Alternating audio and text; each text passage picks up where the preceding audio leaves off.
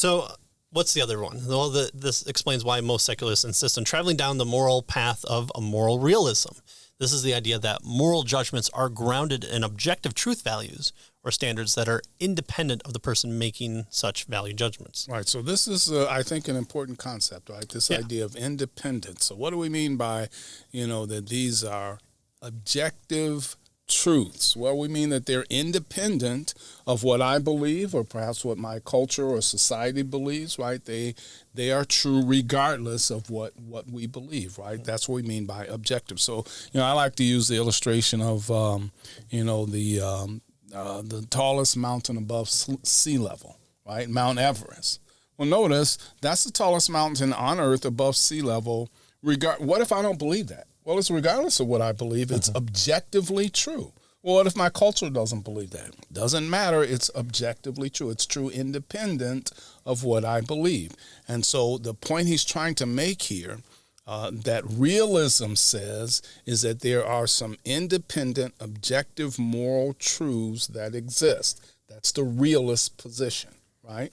And he says he's suggesting here that most secularists, right, unbelievers, hold to that kind of position. Oh, but you're being circular because in order to understand that, you have to have language, and language is cultural, and so therefore you can't have language or objective truth. So it's all circular. All you presuppositional language people are circular, and that's where you belong out there. Okay. So such objective moral standards must be transcendent. It must be timeless, invariant, and universal. And herein lies the dilemma. How do you ground such moral judgments if God doesn't exist? Right. What do you point to that is timeless, invariant, and universal? On the other side of Mars or in your backyard, murder is wrong. The taking of a life for someone who didn't transgress upon you or deserve it, why is that wrong on any planet or on any timeline that you're on? Right. So we have these two positions that the secularists can take. They can say, morality really doesn't exist. There's no such thing as good and evil. It's all subjective. It's whatever people think, whatever people feel, that kind of stuff, which most reject. Or they can say, no, morality is objective. It's the moral truths exist independent of us, and and that's why we have to obey them, right? And so he says the fact is that many atheist thinkers are flummoxed by the tension that exists between the logical bent toward moral nihilism, right? If indeed there is no God and therefore nothing matters, then the logical thing says, well, nothing matters and there's nothing good or evil. It's just whatever I think, right? So the tension between the logical bent toward moral nihilism that atheism leads to and the desire to retain some reasonable moral standards, right? Many, he says, waffle between moral realism and moral subjectivism.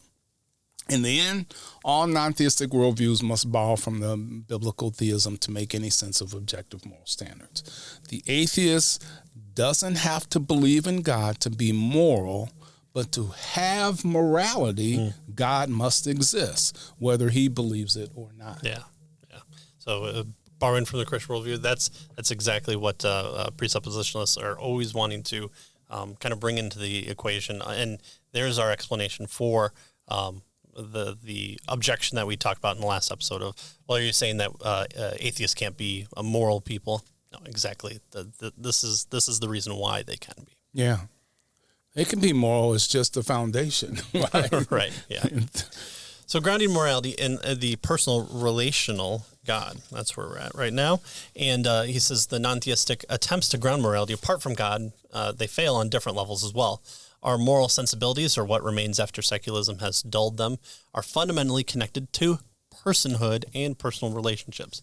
Should I murder somebody? Well, if you're Robinson Crusoe on his island and Friday hasn't shown up yet, what does that mean if you're not talking about murder who? What murder is an act towards somebody, and so you need that somebody in order to be moral or immoral. So our virtues and vices presuppose interpersonal relationships. Good and evil are meaningless apart from how persons treat other persons. I love my dog. Oh, but I don't have a dog. but I love him. Well, what does that mean? There's no interpersonal relationship there. So you can't love your dog, but you don't have a dog to not love or love. So it becomes meaninglessness there. Thus, moral imperatives are grounded in a source that is itself personal. Again, this is what we talked about. That Mitch Stokes talked about, that we talked about. Yeah. This rules are naturalistic sources, which are impersonal and non-relational.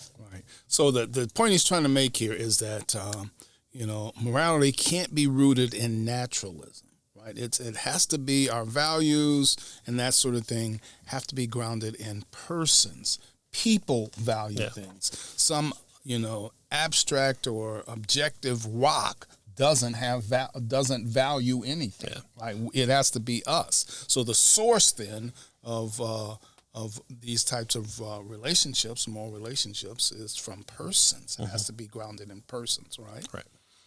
In other words, he says that moral obligations are fundamentally relational. Right. Morals are not propositions of fact about the way things are. They are facts about the way things ought to be.